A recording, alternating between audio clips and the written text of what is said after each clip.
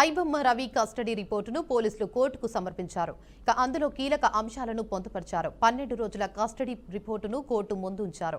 2 రకాలుగా సినిమాలు కొనుగోలు చేసినట్లు గుర్తించారు. క్యామ్ కార్డ్ ప్రింట్ కు ఒక ధర, హెచ్డీ ప్రింట్ కు మరో రేటు ఇచ్చారని రిపోర్టులో పేర్కొన్నారు.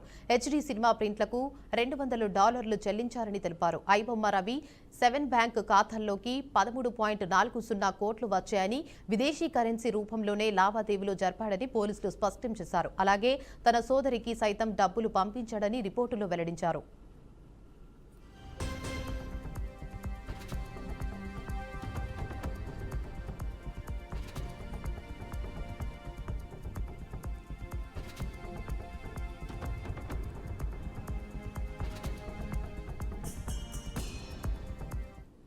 ఐబొమ్మ రవి కస్టడీ రిపోర్టును పోలీసులు కోర్టుకు సమర్పించారు. అందులో కీలక అంశాలను పొందుపరిచారు. 12 రోజుల కస్టడీ రిపోర్టును కోర్టు ముందు ఉంచారు. 2 రకాలుగా సినిమాలు కొనుగోలు చేసినట్లు గుర్తించారు. క్యామ్ కార్డ్ ప్రింట్ కు ఒక ధర, హెచ్డీ ప్రింట్ కు మరో రేటు ఇచ్చారని రిపోర్టులో పేర్కొన్నారు.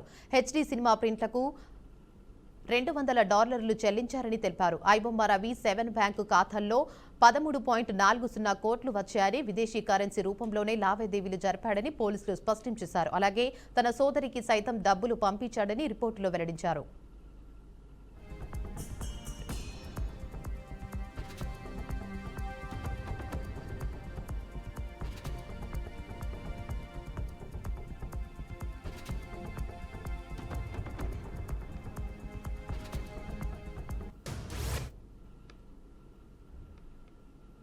Telangana anti corruption bureau DG Sinha 2025 సంవత్సరం వార్షిక నివేదిక విడుదల చేశారు.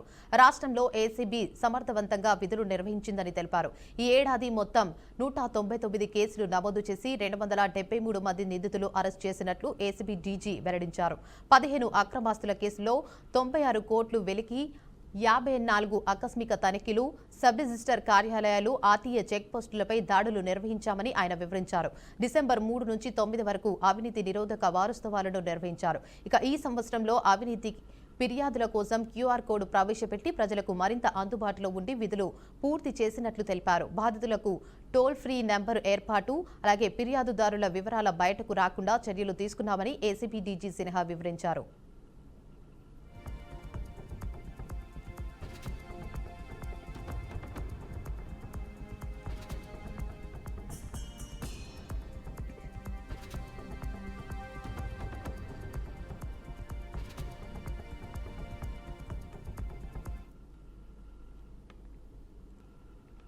కూటమి ప్రభుత్వం ఏర్పడినప్పటి నుండి ఇప్పటి వరకు బాపట్ల నియోజకవర్గం అభివృద్ధికి 271 కోట్లు ఖర్చు చేసినట్లు ఎమ్మెల్యే నరేంద్ర వర్మ చెప్పారు.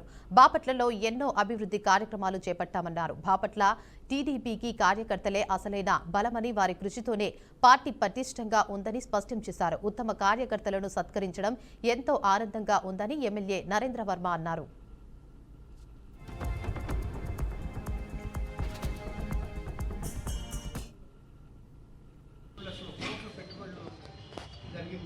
అలాగే 20 లక్షల ఎస్సీ ఎస్టీ కుటుంబాలకు ఉచితంగా సోలార్ రూఫ్ మనం పెడుతున్నాం. సోలార్ రూఫ్ వల్ల ఆ కుటుంబాలకే కాదు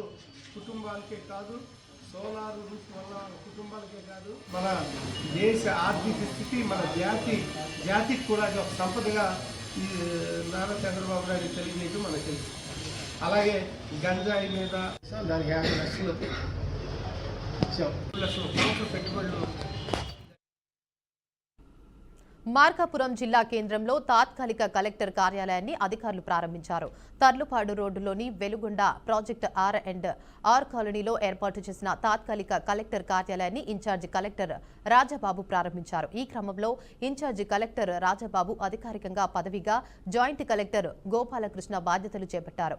జిల్లా ఏర్పాటు ప్రజలకు మరింత పరిపాలనా సౌలభ్యం కల్పిస్తుందని సాంఘిక సంక్షేమ శాఖ మంత్రి బాల వీరాంజనేయ అన్నారు. ఈ కార్యక్రమంలో ఎమ్మెల్యేలు నారాయణ రెడ్డి, ఉగ్ర నరసింహారెడ్డి, అశోక్ రెడ్డి, వైపాలెం ఇన్ఛార్జ్ ఇరిగేషన్ బాబు పాల్గొన్నారు. అదేవిధంగా టీడీపీ, బీజేపీ, జనసేన పార్టీ నాయకులు, వివిధ శాఖల అధికారులు హాజరయ్యారు.